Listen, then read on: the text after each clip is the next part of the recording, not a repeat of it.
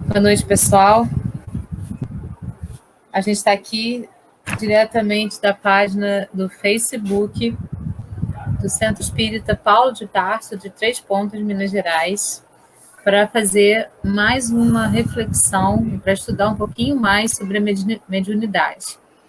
A gente está acompanhando o livro da FEB, Mediunidade, Estudo e Prática. A gente está no módulo 1, no tema 10. O tema hoje vai ser emancipação da alma. Eu gostaria de iniciar com uma oração, pedindo a Jesus, pedindo a espiritualidade superior, pedindo aos nossos anjos da guarda, os nossos mentores que estejam conosco, que eles possam estar nos auxiliando, estando conosco, emanando vibrações de atenção, de amor, para que a gente possa captar de uma maneira bem específica tudo aquilo que vai ser dito hoje, tudo aquilo que serve para a nossa vida no hoje. Agradeço muito, muito, muito a oportunidade de estar aqui com vocês. Peço perdão a vocês, eu estou falhando em alguma coisa, e peço que vocês, então, possam ter compreensão com tudo, porque a gente tenta fazer o melhor da gente, né? E que nós possamos, então, aproveitar da melhor maneira possível esse estudo e tudo que será dito hoje. Assim é, que assim seja. Então, vamos aí ao nosso estudo. Então, hoje a gente vai falar sobre o tema 10, que é a emancipação da alma. O tema 10 é o último do módulo 1. Na semana que vem, a gente inicia o módulo 2. Esse capítulo, né? Nesse tema, nós vamos falar sobre o sono e os sonhos, a transmissão oculta do pensamento, letargia, catalepsia, mortes aparentes, sonambulismo, dupla vista, êxtase, biocorporidade e transfiguração. Então, é um tema bem denso, né? A gente vai trabalhar bastante conceitos aí, que são bastante importantes para a gente compreender determinadas coisas. Alguns mitos para a gente poder tirar, né? Para a gente poder compreender o que é isso, o que é aquilo, por que é isso, por que é aquilo. Claro que não vão vir todas as respostas, mas vão vir muitas respostas para poder fazer com que a gente compreenda um pouco mais aprofundadamente tudo isso. Então, vamos lá. Eu vou acompanhar pelo livro também, porque aqui tem um resumo de tudo que a gente precisa saber, mas a gente precisa aprofundar. Eu penso que nesse curso de mediunidade, o importante é a gente aprofundar esse estudo, né? Não só fazer de uma forma superficial, mas de uma forma bastante aprofundada, aprofundar o máximo possível, para a gente poder aproveitar o máximo possível de tudo também. Hoje na verdade eu acabei de chegar, né? Eu estou em Aracaju, aqui em Sergipe, e nós fomos à Bahia. Nós fomos à praia de Itapuã, em Salvador, porque eu fui jogar parte das cinzas do Paulinho lá, né? E a gente acabou de chegar, e deu tempo de eu poder estar com vocês aqui hoje. Então não deu tempo de eu preparar os slides meus, né? E eu estou usando, então, os slides da FEB, efetivamente, também. Então, ele é bem resumidão. Então, eu vou acrescentando as coisas do livro aqui para a gente poder fazer esse todo. Então, vamos lá.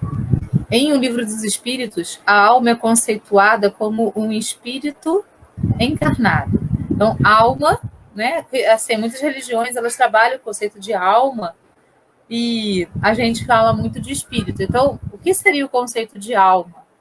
A alma é o espírito encarnado. Então, enquanto nós estamos encarnados, a gente chama o nosso espírito de alma, porque é o conjunto que a gente vai ter aqui, junto ao nosso corpo físico, junto a tudo que a gente tem na Terra. Então, alma é um espírito encarnado. Essa definição traz algumas implicações, entre elas a indicação de que o encarnado vivia anteriormente em outro plano, e ao sair de lá para reencarnar, não estaria impedido de manter contato com seus habitantes, como usualmente fazemos com pessoas que vivem em outras cidades e outros continentes.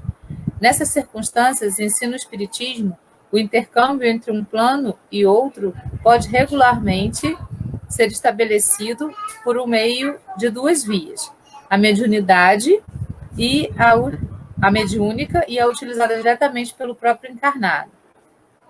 Pela via mediúnica, o espírito renasce como médium, pessoa possuidora de uma organização física apropriada, sensível, que lhe favoreça atuar como intérprete de pensamento e de sentimentos dos desencarnados. Pela outra via, objeto desse estudo, a comunicação é realizada pelo próprio encarnado, quando este se encontra no estado de emancipação da alma, assim definido por Allan Kardec, mas que vulgarmente, no meio espírita, é conhecido como anímico ou ainda de desdobramento espiritual. Entretanto, as duas vias de comunicação usualmente se sobrepõem, de forma que não é fácil discernir com exatidão quando um fenômeno é exclusivamente mediúnico ou anímico. Então, ele está falando que muitas vezes, né, a gente tem manifestações mediúnicas para a gente se comunicar com espíritos desencarnados ou até mesmo com espíritos encarnados. E outras vezes, as manifestações elas são anímicas, ou seja, elas são efetuadas pela própria pessoa, não por um processo mediúnico. Essa é a distinção que ele está fazendo. E esse é o objeto de estudo de hoje, essa emancipação que a gente vai poder ter aí, né, com o nosso próprio estado anímico, com o próprio desdobramento espiritual que a gente pode fazer. O Livro dos Médiuns explica que as ocorrências anímicas são fenômenos naturais, tal como acontece com a mediunidade, pois ambos estão relacionados às propriedades do perispírito, uma vez que, no princípio de que tudo o que foi dito sobre as propriedades do perispírito após a morte também se aplica ao perispírito dos vivos, encarnados, sendo a emancipação da alma intrínseca à natureza humana, destaca Kardec. O corpo é um envoltório e o instrumento do espírito, e à medida que este adquire novas aptidões, reveste outro envoltório apropriado, modelado e adaptado às necessidades de sua evolução. Então, como a gente já até falou sobre isso, né? Quando a gente está na Terra, a gente recebe esse corpo físico que é apropriado para a gente estar na Terra. Se a gente se desenvolve um pouco mais, a gente vai reencarnar em outro planeta, o corpo físico de um planeta um pouco mais evoluído, ele não vai ser uma matéria tão bruta, ele vai ser uma matéria um pouco mais fluida, um pouco mais rarefeita, assim, menos grotesco que o nosso corpo físico. Assim como os planetas primitivos, ou as pessoas que reencarnam lá, e a Terra já foi um planeta primitivo, na época da Idade da Pedra, por exemplo, a gente percebe que o corpo do homem era um corpo bem mais animalizado, bem mais materializado. O nosso corpo já é um corpo um pouco mais adiantado, né? Um pouco mais evoluído do que aquele corpo anterior que a gente tinha na Terra num primeiro momento. Então, a evolução do nosso corpo físico também demonstra a evolução do nosso espírito, certo? Então, Kardec destaca que essa emancipação é uma característica própria nossa, então isso também é legítimo. Então, além da mediunidade, a gente tem a emancipação da alma, que é esse fenômeno anímico, né? Então, ensina o Espiritismo que o intercâmbio entre o plano físico e o plano espiritual pode ser estabelecido por meio de duas vias. A mediúnica, que é essa que se dá juntamente a um outro espírito, que vai, né, ficar próximo do nosso e vai trabalhar junto com a gente. E esse trabalhar pode ser positivamente ou negativamente, né? Porque se a gente tem um obsessor, porque a gente está vibrando lá embaixo, a gente vai ter a companhia desse obsessor. Se a gente está vibrando no amor, a gente vai ter a companhia de espíritos mais elevados. Então, a gente vai trabalhar mediunicamente, tanto num polo quanto no outro. E também pode ser pelo estado de emancipação da alma, conhecido como anímico ou ainda de desdobramento espiritual. Então, vamos para esses processos, né? Nas ocorrências de emancipação da alma, o espírito se desprende parcialmente do corpo físico, torna-se mais livre, mais independente ou emancipado, e por si presencia ou participa de acontecimentos em ambas as dimensões da vida. E então consegue entrar em contato com espíritos encarnados e ou desencarnados. Vocês já devem ter ouvido pessoas falarem, ou vocês mesmos já podem ter passado por esse tipo de experiência, de ter, por exemplo, na hora que você dormiu, você ter se sentido voando assim por cima dos fios de alta tensão, por cima da sua cidade, voando. Foi um momento de emancipação da alma.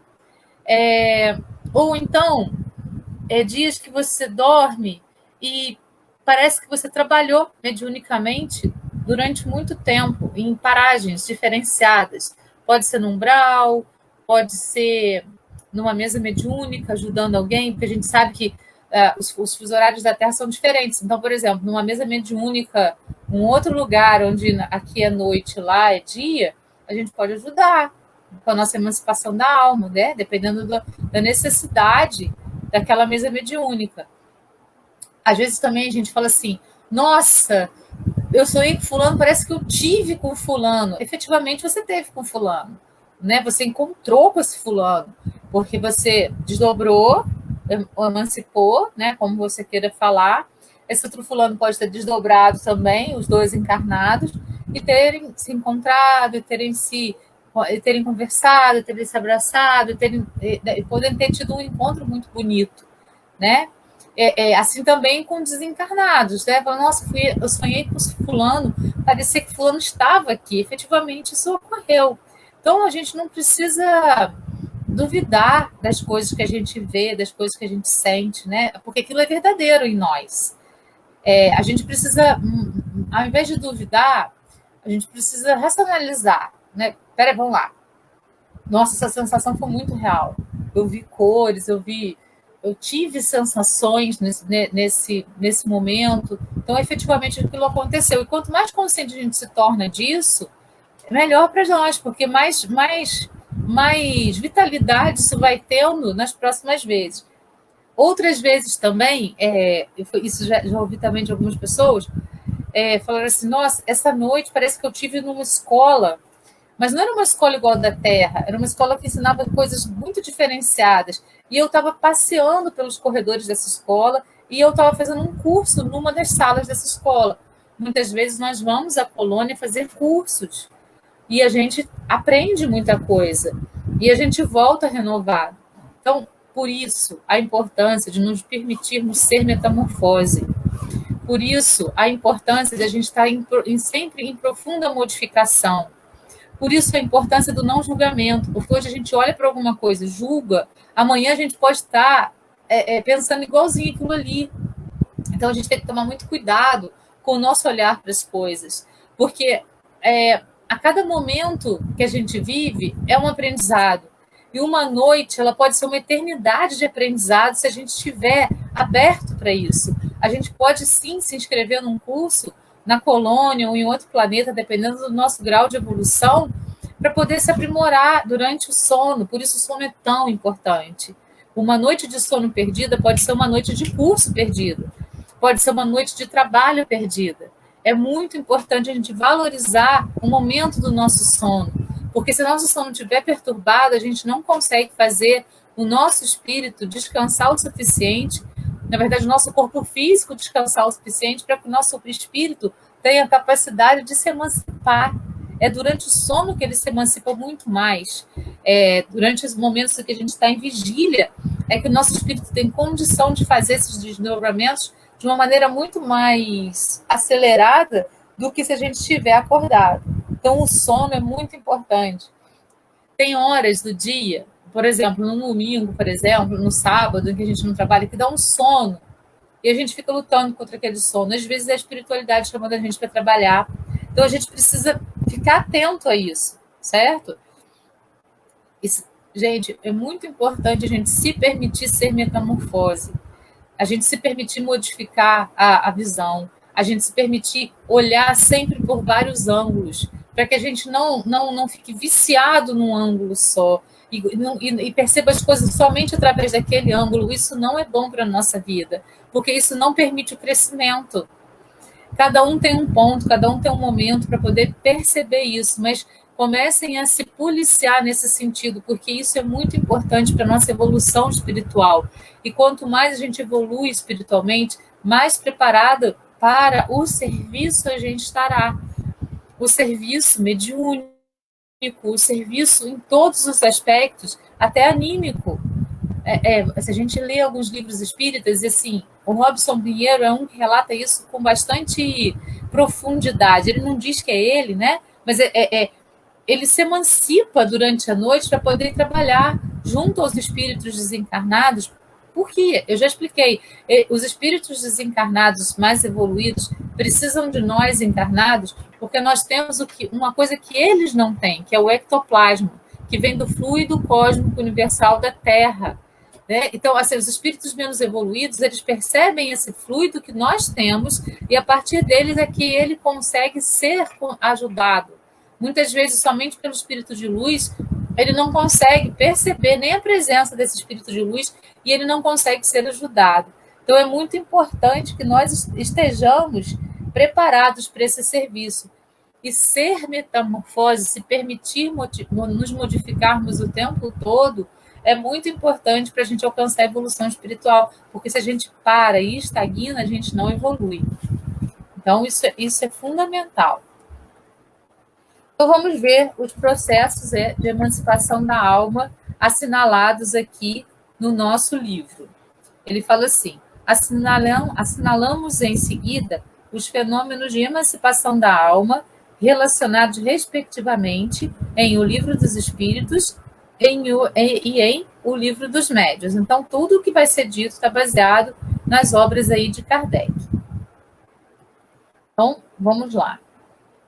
Esclarece a equipe do Espírito da Verdade ao codificador do Espiritismo: o espírito jamais está inativo. Durante o sono, afrouxam-se os laços que prendem ao corpo, e então, não precisando o corpo de sua presença, o espírito se lança no espaço e entra em relação mais direta com outros espíritos.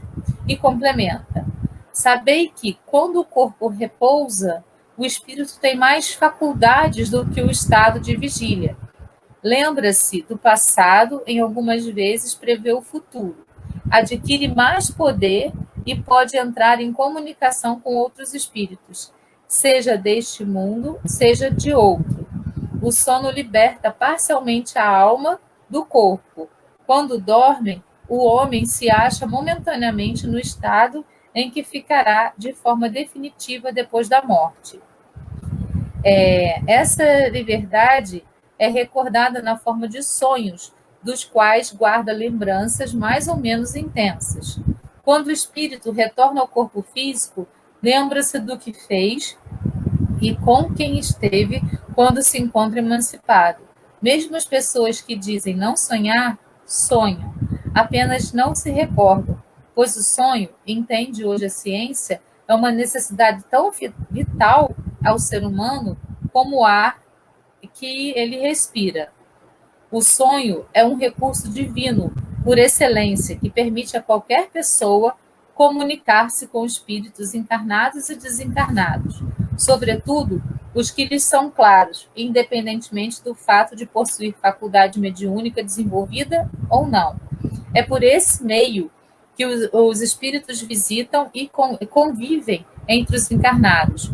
Os espíritos protetores, em particular, muitos se utilizam dos recursos do sono e do sonho para auxiliar os seus assistidos.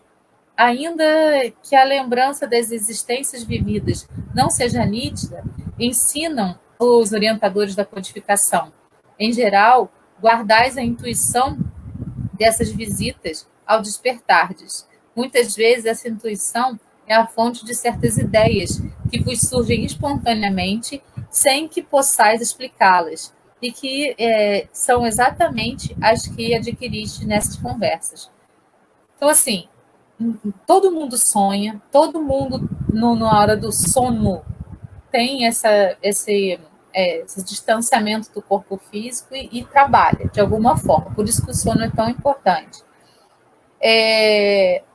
E muitas vezes, né, quando a gente vai dormir com um problema no trabalho, na família, quando a gente acorda com aquela solução na cabeça, é justamente porque a gente teve lá com o nosso mentor, com o nosso anjo da guarda, a gente conversou com ele, a gente discutiu e a partir disso a gente ouviu os conselhos dele e veio essa grande ideia na nossa cabeça.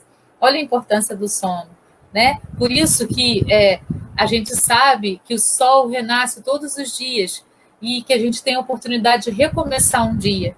Assim também nós, a gente também renasce todos os dias, porque quando a gente está dormindo, a gente fica na mesma posição de como se a gente estivesse ali depois de desencarnar, sem o corpo físico dentro do corpo. Claro que os nossos órgãos vitais estão trabalhando, tudo isso, né? Porque a gente está preso lá ao cordão. Voltando na imagem anterior aqui, né, a gente tem esse cordão que nos liga aqui, ó, ao nosso corpo físico. Mas, quando a gente desencarna, há o corte desse cordão, e aí o duplo etérico vai devolver o fluido cósmico para a Terra, e o corpo físico, então, vai se desligar do perispírito, porque é o duplo etérico que liga o corpo físico ao perispírito, como a gente já viu.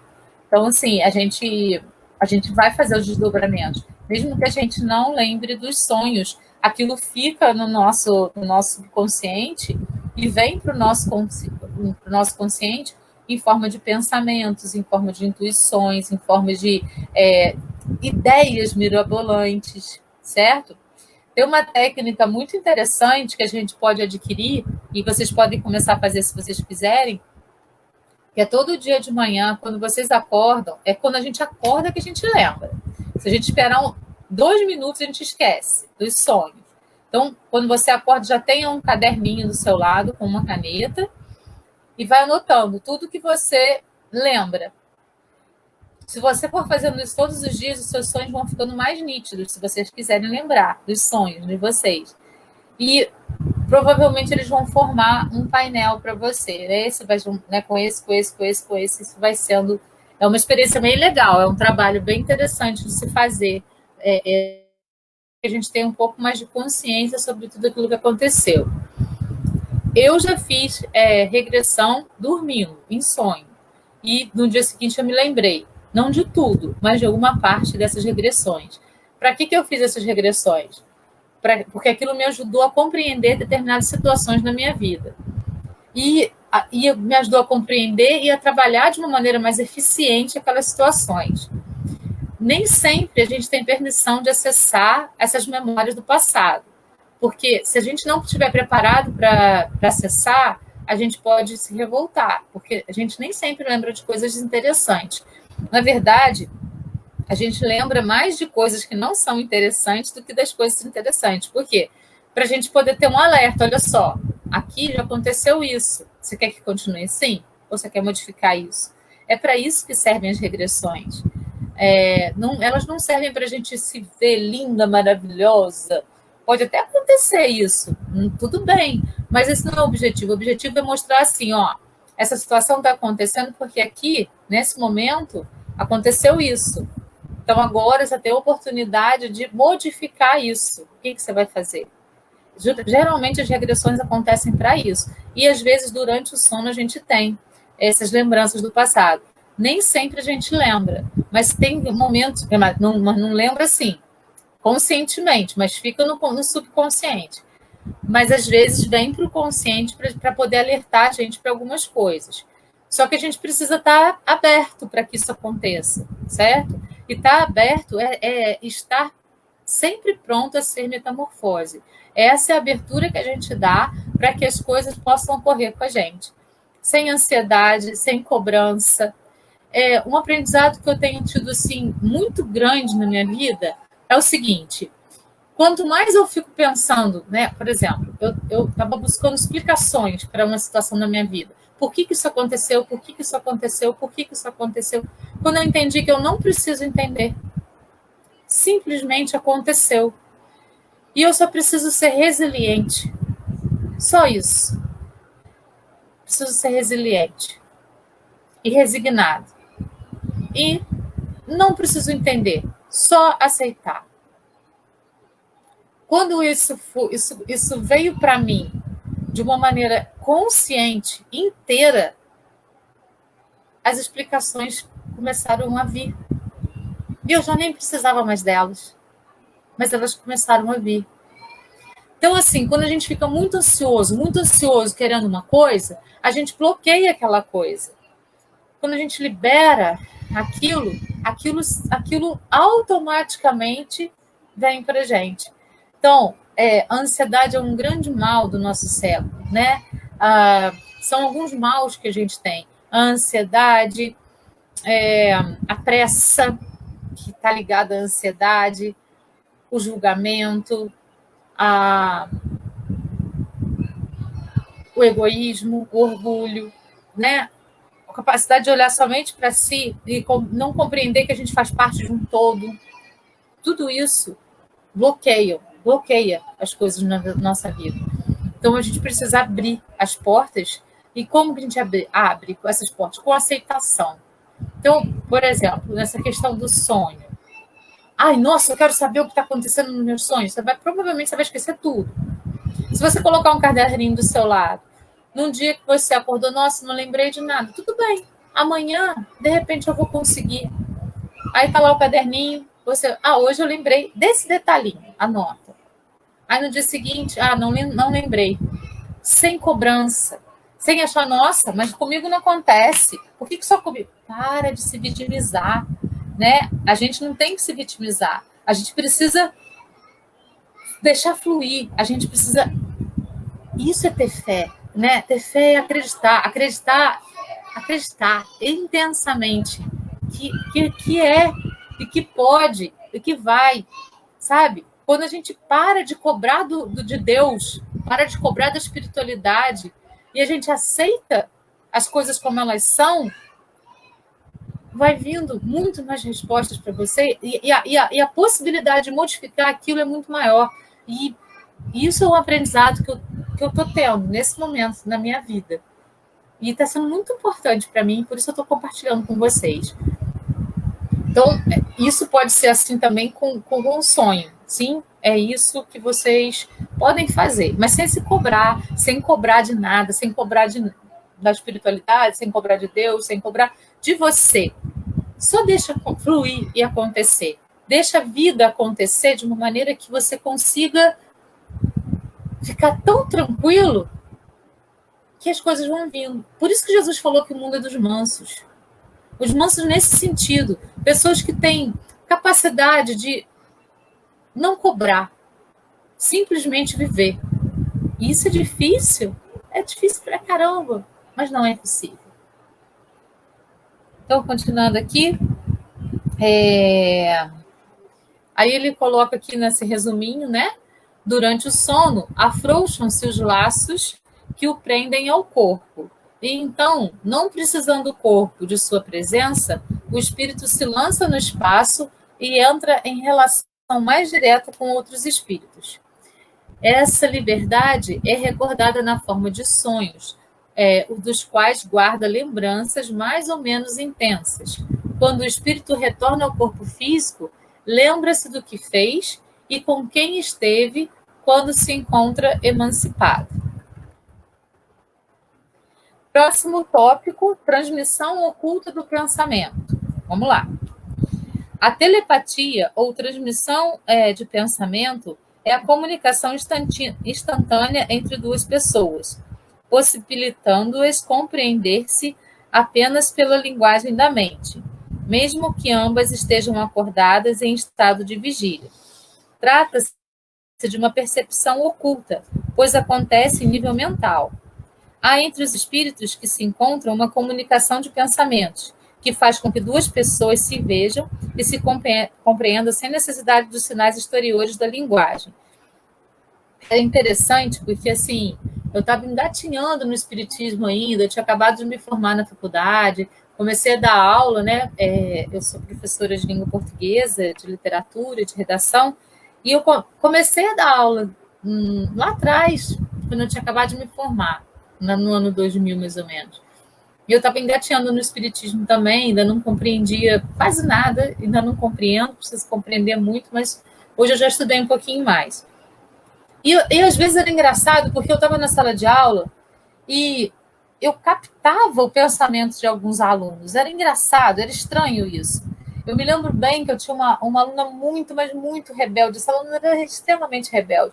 Parecia que os pensamentos confusos dela eu conseguia captar. Uma vez ela era tão rebelde que ela botou fogo na lixeira da sala. Era daquelas meninas que usavam piercing na língua, piercing tudo lá. E assim, há 20 anos isso era muito louco, né? Muito estranho, porque as pessoas não usavam tanto. Hoje em dia já é muito mais comum. Mas ali estava começando essa coisa ainda. E eu achava aquilo estranho. E tinha outros também, né? Essa me marcou bastante, mas outros alunos, assim, parecia que eu ouvia o pensamento deles. É essa transmissão, né, oculta do pensamento que ocorre. Que às vezes a gente capta. Às vezes, a minha mãe tinha uma telepatia muito forte com uma prima minha. Muitas vezes, quando ela estava para chegar lá em casa, ela já percebia antes dela chegar, a fulana está chegando aí. E a gente nem avisava um ao outro quando que ia ter visita, né? Na época que eu era criança, a gente não tinha nem telefone para avisar. Então, assim, a pessoa aparecia de repente, mas ela já sentia que aquela pessoa estava chegando antes dela chegar. É essa transmissão do pensamento, que é muito legal. Muitas vezes, a gente já até falou sobre isso, a gente está aqui, né, vivendo aqui tranquilinho e tal, e a gente tem uma pessoa que a gente ama muito em outra cidade, em outro estado, em outro lugar. Aí a gente começa a pensar muito nessa pessoa, e essa pessoa capta o nosso pensamento, né? É muito interessante isso. Uma certa vez também, uma pessoa falou assim: nossa, eu pensei tanto em você que o seu perfume invadiu a minha sala. Então, além do pensamento, teve essa sensação de olfato, assim, que o perfume chegou até lá. São essas transmissões aí de pensamento que são anímicas também. Isso não é mediunidade, isso é algo nosso, né? Que a gente emana através do nosso próprio espírito, através da nossa própria alma, porque a gente está encarnado. É por intermédio da telepatia que muitas ideias são difundidas, comentam os instrutores espirituais. Quando dizeis que uma ideia está no ar, fazeis uso de uma figura de linguagem mais exata do que supondes. Cada um constrói, sem o suspeitar, para propagá-la. Isso ocorre porque as ideias são captadas por outras mentes que se mantêm em sintonia, visto que o espírito não se acha encerrado no corpo como uma caixa, irradia por todos os lados. Por isso, pode comunicar-se com outros espíritos, mesmo em estado de vigília, embora faça mais facilmente. Em estado de vigília, a comunicação mental é menos frequente. Assim, essa comunicação mental, essa transmissão de pensamento, ela acontece mais quando a gente está acordado. A gente transmite esse pensamento para o outro quando a gente está acordado. Então, há entre os espíritos que se encontram uma comunicação de pensamentos que faz com que duas pessoas se vejam e se compreendam sem necessidade dos sinais exteriores da linguagem. É que nem a gente está conversando com uma pessoa e fala assim, a pessoa fala uma coisa e fala, nossa, eu estava exatamente pensando nisso. Entre casais que são muito juntos, né, que tem uma conexão de pensamento muito grande, isso acontece muito. Às vezes, eles não precisam nem falar. Só pelo olhar, eles já compreendem o que o outro está pensando. Aí, um até comenta, é nisso que você está pensando? Aí o outro confirma. Então, essa transmissão do pensamento. Quando a gente desencarna, né, e a gente está na colônia, essa transmissão de pensamento ela ocorre entre os espíritos mais evoluídos. Um olha para o outro, o pensamento vai. Não precisa falar, não precisa da linguagem oral. Só o pensamento já vai fazer com que circulem as ideias. Trata-se de uma percepção oculta, pois acontece em nível mental. Próximo tópico: letargia, catalepsia, mortes aparentes. Então, vamos lá. Os casos de letargia e de catalepsia têm o mesmo princípio, que é a perda momentânea da sensibilidade do movimento, por uma causa fisiológica ainda não explicada. diferem uma da outra pelo fato de que na letargia, a suspensão das forças vitais é geral e dá ao corpo todas as aparências da morte. Na catalepsia, ela é localizada e pode afetar uma parte ou mais ou menos extensa do corpo, de modo a deixar a inteligência livre para se manifestar, o que não permite conflito com a morte. A letargia é sempre natural, tem origem em causa fisiológica ou intoxicação química. A catalepsia, em certas ocasiões, é espontânea, mas pode ser provocada e desfeita artificialmente pela ação magnética, pelo passe. Considerando-se que em ambas condições há paralisia total ou parcial, a pessoa apresenta um quadro que popularmente foi alcunhado de morte aparente. Isso está lá em O Livro dos Espíritos. Então, eu acho que essa parte não precisa de muitos comentários, né? Tem algumas histórias de épocas anteriores à nossa que mostram que quando as pessoas morriam, ao enterrar, se colocava um sino acima do caixão, aí botava uma cordinha, né, uma correntinha nesse sino, que deixava lá na mão da pessoa do caixão. Então, se ela estivesse viva, ela puxaria essa cordinha, tocaria o sininho, alguém ia ver e eles iam entender que a pessoa não tinha morrido. Então, eles iriam socorrer essa pessoa. Aqui no livro dos Espíritos, Kardec fala para a gente assim: a letargia e a catalepsia têm o mesmo princípio, que é a perda momentânea da sensibilidade do movimento, por uma causa fisiológica ainda não explicada. Então, como a gente viu ali, considerando-se que ambas as condições, paralisia total ou parcial, a pessoa apresenta um quadro que popularmente foi alcunhado de morte aparente. Então, eu acho que sobre isso a gente está bem tranquilo. Não precisa aprofundar mais do que isso, não.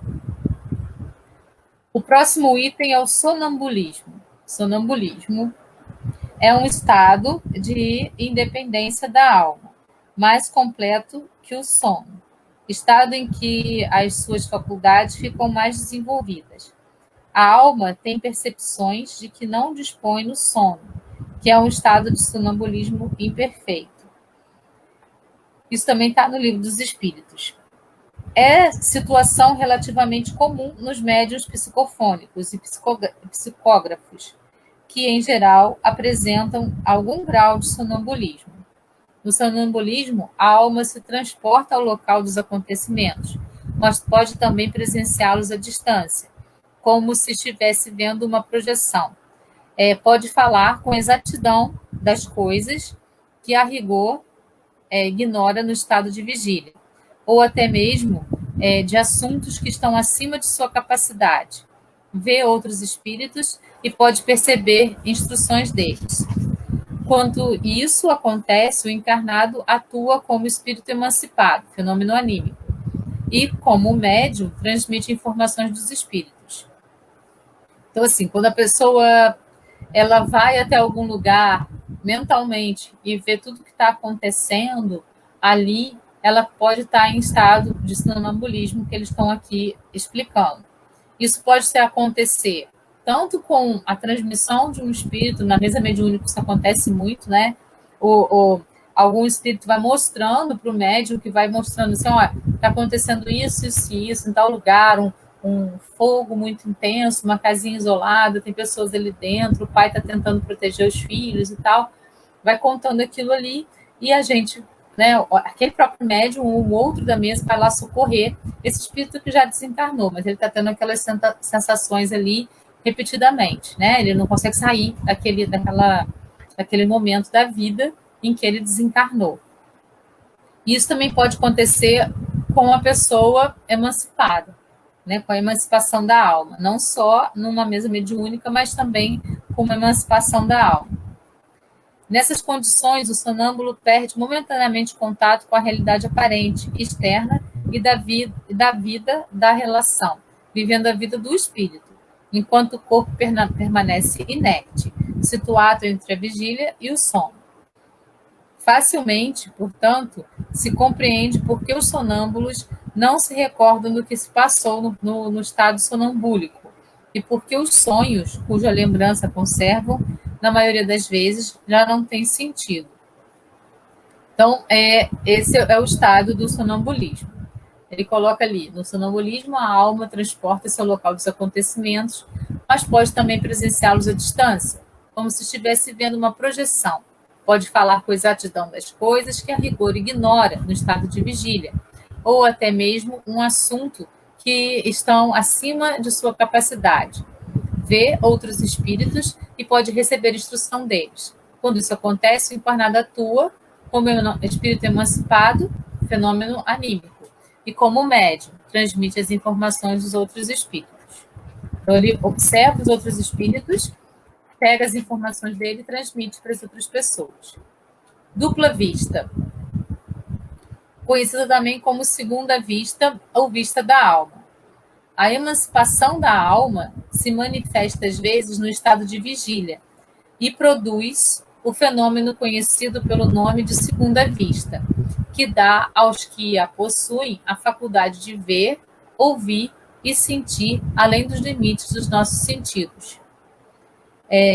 Vem, por assim dizer, através da vista ordinária e como por uma espécie de miragem.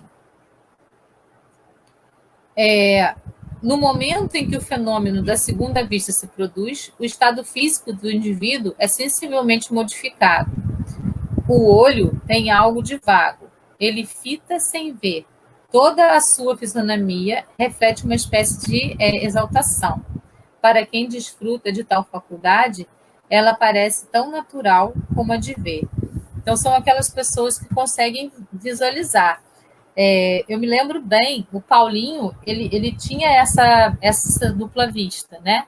Então, muitas vezes a gente estava, sei lá, conversando sobre qualquer coisa, aí uma pessoa citava alguém, minha mãe gostava disso, disso, disso. De repente, ele falava, sua mãe está aí do lado e ela está falando isso, isso, isso para você. Ele tinha essa percepção, que era essa dupla vista. Então, ele não estava incorporado, ele não estava ali com a mensagem de nenhum espírito, ele simplesmente olhava e via a pessoa. Muitas vezes ele via muitas pessoas, né? E ele conseguia captar o que aquelas pessoas falavam e transmitia para aquela outra que estava ao lado. Claro, se essa pessoa estivesse pronta para isso, né? Para poder receber essa mensagem que estava sendo enviada para ele.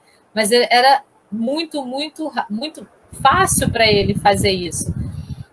Às vezes a gente ia num enterro e ele via a pessoa que estava desencarnada ali assistindo o seu enterro, então ele tinha possibilidade de chegar próximo dela e falar mentalmente com essa pessoa, aí fazer a transmissão de pensamento. Então, assim, é legal quando tem essa dupla vista, porque você tem essa possibilidade de contribuir, mas também tem o outro lado, porque você muitas vezes vê e não pode fazer nada, né? Porque você não pode transmitir os recados, porque a pessoa não vai aceitar, e tudo isso são fenômenos anímicos, ou seja, que o nosso próprio espírito, a nossa própria alma reproduz.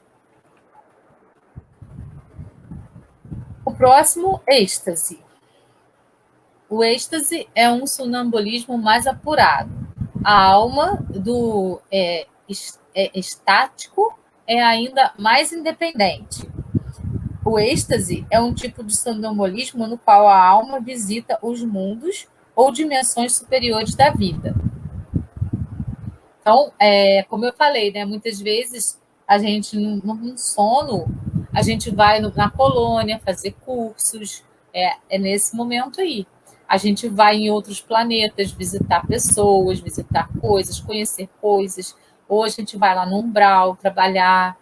Então, nesse estado que a gente fica para poder, no êxtase, né? Segundo o Espiritismo, que a gente pode ver tudo isso.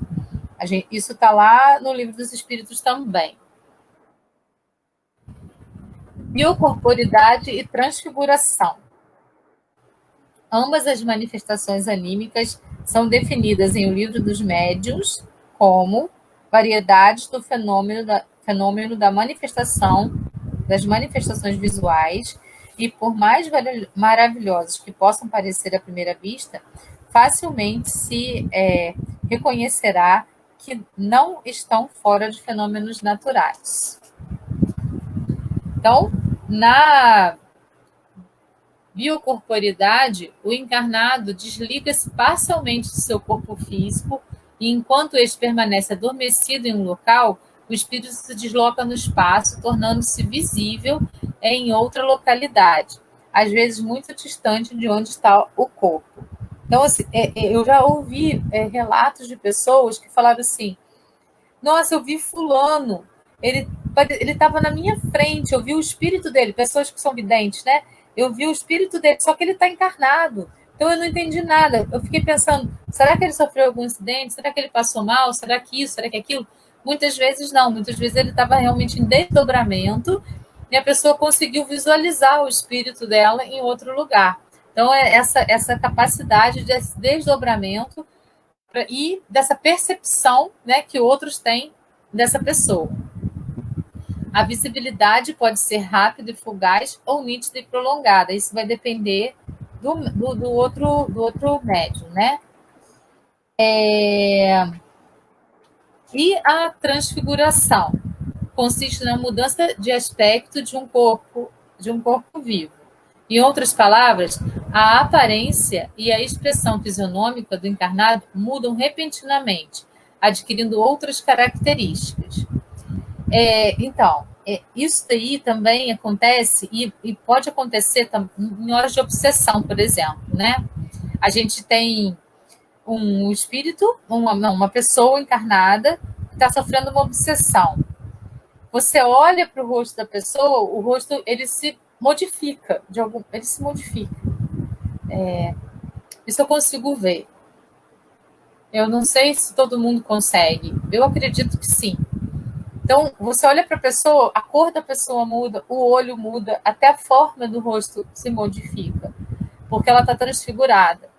Geralmente, no momento de obsessão, ou numa mesa mediúnica, quando a pessoa está em atendimento e a pessoa que está administrando a mesa, pode abrir os olhos, né, muitas vezes, e olhar.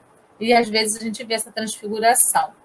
É interessante, mas a gente precisa estar bem preparado para isso, porque às vezes assim assusta um pouquinho, mas o trabalho aparece quando o trabalhador está pronto, então a gente pode ficar bem tranquilo, porque a espiritualidade está trabalhando com a gente o tempo todo, e se a gente estiver pronto para isso, se esse for o nosso tipo, né, de emancipação da alma anímica, a gente vai compreender e vai conseguir trabalhar com isso, né? Agora, nem todas as pessoas têm tudo, tem todos esses... Assim como os tipos de mediunidade vão aflorar em algumas pessoas, mas em outras, outro tipo, e assim vai, a mesma coisa vai acontecer com a emancipação da alma. Não vai acontecer tudo com uma pessoa só. Com cada um vai ser de um jeito, e com cada um vai ter uma capacidade sendo desenvolvida mais do que a outra. O melhor e maior exemplo de transfiguração de que temos notícia foi de Jesus, ocorrida no Monte Tabor, na qual o rosto e as vestes do Senhor resplandeceram como o sol. Este fenômeno foi amplamente anunciado por Mateus 17:1 até 9, Marcos 9:2 até 8, Lucas 9:28 até 35, e por Pedro em sua segunda epístola, de 1:16 até 18. Beleza, pessoal? Eu acho essas informações bem legais, bem interessantes. Está tudo lá no nosso livro. Como eu já falei para vocês, se vocês precisarem, vocês podem me perguntar, né, nos grupos, podem me perguntar lá no YouTube, quando eu publicar, pode deixar suas perguntas lá. Eu não tenho condições de responder, às vezes, na mesma hora, mas eu sempre comento alguma coisa, faço, né, os meus comentários com vocês, quando vocês me solicitam. Certinho? Semana que vem, nós vamos começar o módulo 2, o tema 1, eclosão da mediunidade. Bem legal, a gente vai aprofundando cada vez mais, né, os nossos estudos nessa questão da mediunidade. Muito obrigada por deixar eu participar um pouquinho da vida de vocês através desse curso. Muito obrigada por vocês estarem aqui, encarnados, desencarnados, agora, nesse momento, ou depois, quando alguém for assistir, né, no YouTube, ou no YouTube do próprio centro, Paulo de Tarso, de Três Pontas, ou no meu YouTube, Reforma Íntima com Valéria Mãe Varmivou, vai estar nos dois YouTubes lá, a nossa reflexão de hoje. Eu espero que eu tenha contribuído um pouquinho com vocês, com tudo isso, e vamos continuar no nosso exercício da oração do mantra, né? A gente repetir a oração o dia inteiro, estar em oração o dia inteiro, ou repetir um mantra que vocês gostem, ou até o do Ho'oponopono. Eu sinto muito, me perdoe, te amo, sou grato. Vamos fazer com que o nosso campo áudio esteja sempre iluminado, para que a gente possa ter contato com os espíritos mais elevados e conseguir captar toda a inspiração que eles trazem para nós, todas as dicas, todas as sugestões que eles dão para a gente no nosso dia a dia. Que nós possamos ter olhos para ver, ouvidos para ouvir, que nós possamos ser metamorfose o tempo todo, que a gente possa trabalhar o não julgamento, que a gente possa trabalhar todos os nossos sentimentos de orgulho, de egoísmo, de inveja, para poder minimizar cada vez mais tudo isso e aprender a florescer onde Deus nos plantou. E também aprender a ser o pote quebrado, aquele pote que tinha defeito, mas que ia deixando, né, a água pelo caminho para que as flores pudessem florescer. O pote rachado, uma história hindu. Alguém utilizava todos os dias 2 vasos suspensos numa vara. Um dos vasos era perfeito, o outro era rachado. Carregavam água e faziam o mesmo caminho. O perfeito chegava cheio, o rachado perdia água no percurso. Um dia, o vaso rachado, refletindo sobre sua amarga derrota em perder água, disse: tenho vergonha de mim mesmo, porque esta rachadura que tenho faz-me perder metade da água no transporte. O homem que carregava foi deixando sementes de flores pelo caminho, do lado do vaso rachado. Quando o vaso rachado se queixou, sorriu. Reparaste que lindas flores há no caminho somente do teu lado? Eu sempre soube do teu defeito e, portanto, plantei sementes de flores do teu lado. Todos os dias, quando voltávamos, tu as regavas. Foi assim que eu pude apanhar belas flores. Se tu não foste como és, não terias tido a oportunidade de apanhar tão lindas flores. Cada um de nós tem seu próprio defeito, mas é o defeito que cada um tem que faz com que nossa convivência seja interessante e gratificante. Precisamos nos aceitar e nos amar como somos, assim como ao próximo. A perfeição é conquista diária e é alcançada a partir de muitos trabalhos imperfeitos. Por isso, não tenhamos medo de sermos imperfeitos e tenhamos coragem de buscar a perfeição a partir daquilo que consideramos imperfeito em nós. Gratidão a todos. Até segunda-feira, nesse mesmo horário aqui. Namastê.